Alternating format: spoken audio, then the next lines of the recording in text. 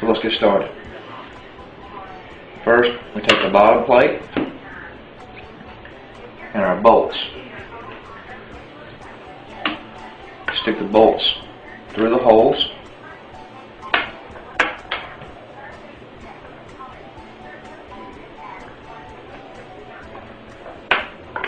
Like so.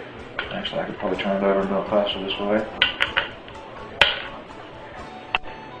Stick them in all the holes all the way around. In total, this is just to make it easier to flip it over.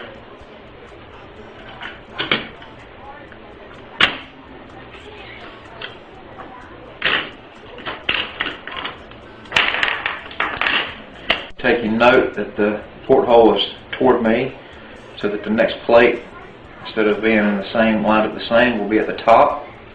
I'll set this plate up here and out of the way. First, we want to start off with a gasket.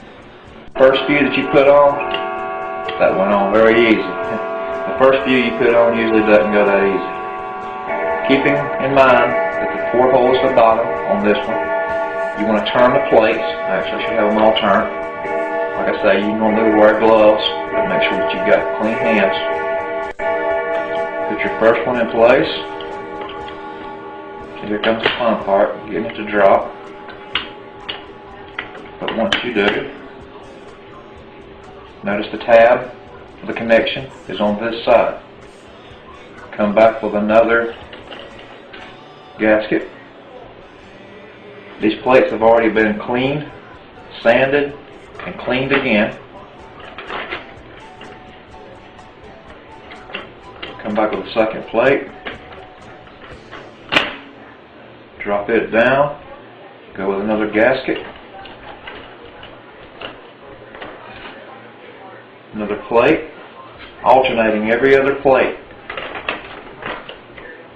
You could put all the connections on one side, but that would not give you enough room to make your connections, your electrical connections. We want to use 10 gauge wire so it won't get hot. Go with another gasket. Another plate.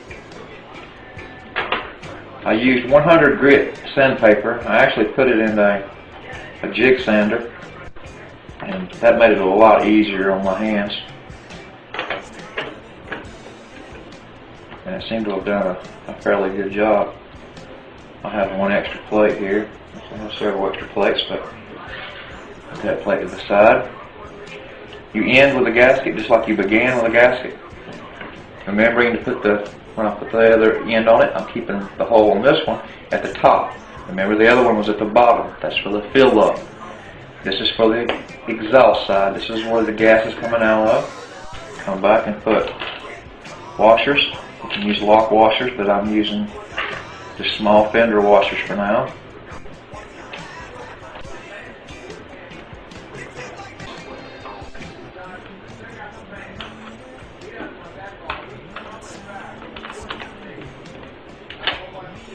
And when you're putting these, when you are torquing these, and I'm just doing it hand tight right now, but when you go to torque these, make sure you do it more in a star pattern, like you would be doing if you were changing a tire on a car or putting a wheel back on a car.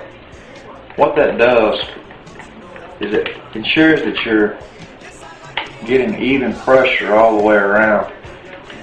You don't ever want to over tighten this material for a gasket or any other material for a gasket, as you're liable to damage the gasket. And believe me, it's nothing more aggravating than to fill these things up with electrolyte and have to go back and tear it back apart to repair a little bit of a small problem with your gasket.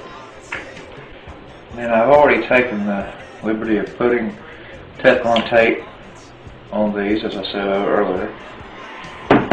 And for these particular fittings are, I think it's 1/2 inch. Anyway, that's what that was, and I tapped it out, and they should go in there, no problem really. Line up very well. And once you put the Teflon tape on there, there's nothing like a trusty Craftsman 5/8 wrench. This be in the top where the gas will come out, and this is the end that will go out to your bubbler. These connections here are, you can choose hot, negative, or you can have your neutrals in here.